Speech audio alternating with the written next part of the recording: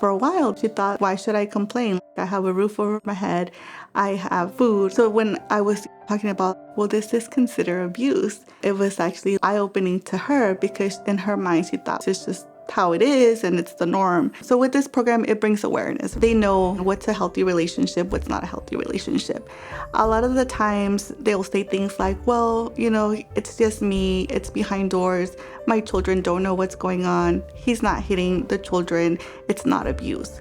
So then we also teach them about child abuse, because even though the children are not being hit, the fact that they are witnessing or that they're hearing is considered child abuse. And that's also like an eye-opener for our clients because they think their children are fine. And so that's another thing that we're able to provide and say, hey, if your child witnessed this abuse, even if it's a small child, we know what the research has shown is that even infants are affected by violence. So them being present in a room where mom is being yelled at, or things are thrown at her, or there's hitting or violence, this can actually affect that child's brain. There's research behind it, and this can affect them in their development. So them knowing that, it's also like, okay, I do need to do something about it. Because a lot of the times they'll say, well, I have to stay for my children. But then they hear how children are affected, and it's like, no, I have to leave for my children because I don't want them to be affected by this. And so also getting the children connected to therapy as well, just for them to understand that this is not a healthy relationship. It's not in my head. I'm not being picky, or I'm not just trying to pick a fight with my partner. This is actually not okay. We know that we now gave her the tools and the information, and that whenever that day comes and she's ready, she'll know what to do.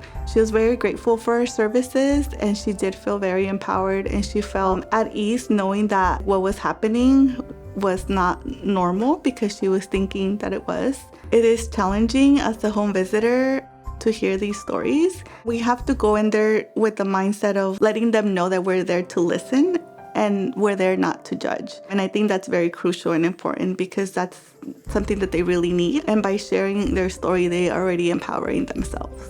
We know that it actually takes about 7 times for them to actually leave their abuser and offering these services to our clients. We know that we may not see that, but we know that we have already planted that seed, and we have already given them the information and tools that whenever they're ready, they'll know, where to go.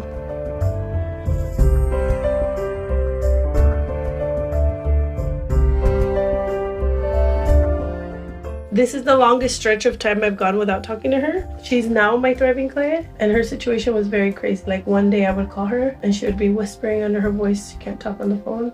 And then the next one I would call and like, no, this is not a DV relationship. And then the last time she called me like crying, left me a voicemail. She's like, I need you to call me. She wouldn't tell me what exactly happened. She just said she needs to get out of there. It turns out that he does throw things at her. He does it in front of the kids. I didn't know her in person. She was very frustrating because she is new to the country. So I was like, oh, maybe she doesn't understand. This was before I knew it was a TV situation. I would tell her in Spanish, like, oh, send me your address so I can drop her off donations. And she kept telling me this was her address. And I'm like, can you verify it? Because it's not coming up on maps. She said, yeah, that's the address. I said, okay, can you send me a picture of your address? A completely different address.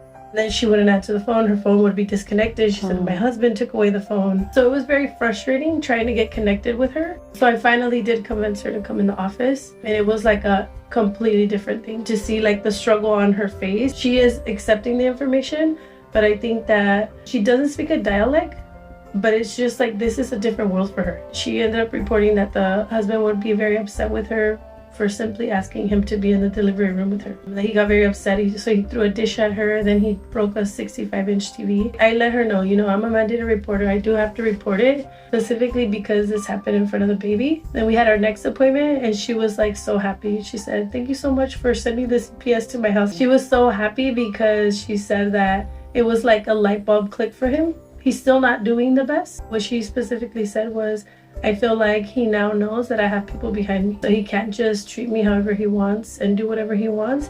He now knows that I have moms. So she was very thankful for that. So now they have a worker. I think she comes out once a week. And then there's another worker for her husband. And they come and pretty much just give support to the family and provide education. What you're doing is not okay. It's abuse. And if this happens again, you will be taken to jail. Now she does the Gala rides. So she comes here every time in person. One time she even walked 30 minutes to get to our thriving appointment. I think she's really like open to the services that we're giving her.